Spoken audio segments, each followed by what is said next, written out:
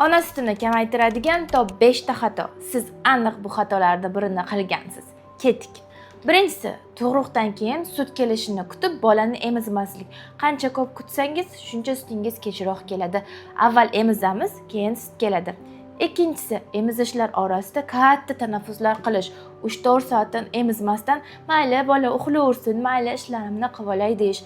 Bu xato. Qancha tez-tez emizsangiz, shuncha sutingiz ko'p va yaxshi keladi. Uchinchisi, ko'krak to'lgandagina faqat bolani emizish. Ko'kraklarimiz 3 litrli banka emas, unda sut yig'ilib turishi shart emas. Bola emishni boshlagani bilan sut chiqishni boshlaydi. Emmasa, albatta sut kamayib ketaveradi. To'rtinchisi, bolam yaxshi uxlasin, men ham mazza qilib dam olay deb uxlashdan oldin butilkada smes berish. Albatta bola 4-5 soat uxlaydi, siz esa 1-2 ta emizishlarni o'tkazib yuborasiz. Oldin aytganimdek, kamroq emizsangiz, sutingiz ham kamroq bo'ladi. Beshinchisi, bolani og'ziga soska solib, alohida kravatkada uxlatish va umuman kechasi emizmaslik.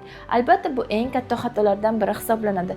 Chunki kechasi soat 3 dan ertalab 8 gacha sutni ko'paytirishga javob beradigan prolaktin gormoni maksimal darajada ishlab chiqariladi. Agar undan foydalanmasangiz, tez-tez emizib sut talab qilmasangiz, albatta sutingiz kamayib ketadi. Men ismim Shahlo, men emizish bo'yicha shaxsiy konsultantman. Sahifamga obuna bo'ling. Sizga sutingizni ko'paytirishga va bolangizni do'mboq qilib emizishga yordam beraman.